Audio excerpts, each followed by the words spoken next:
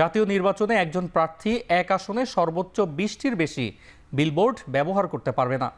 একই সাথে ভোটের প্রচারে পোস্টারের ব্যবহার না রাখা সহ রাজনৈতিক দল ও প্রার্থীর আচরণ বিধিমালায় এবার নতুন করে এমন বিধান যুক্ত করেছে নির্বাচন কমিশন। সামাজিক যোগাযোগ মাধ্যমে এআই এর ব্যবহারে কড়াকড়ি আর নির্বাচনের দিন ও প্রচারে ড্রোন ব্যবহারে নিষেধাজ্ঞা আরোপ থাকছে এবার। গণপ্রতিনিধিত্ব আদেশ আরপিও সংশোধন প্রস্তাবের সমন্বয়ে এমন সব বিধিমালা যুক্ত করে ভেটিংয়ের জন্য ইতোমধ্যে আইন মন্ত্রণালয়ে পাঠিয়েছে ইসি।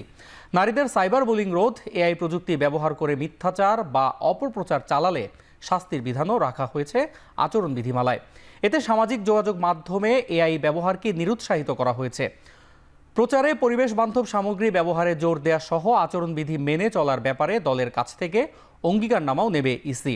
আচরণবিধির গুরুতর অপরাধের ক্ষেত্রে আরপিওতে প্রার্থিতা বাতিলের বিধান রাখা হয়েছে এবার।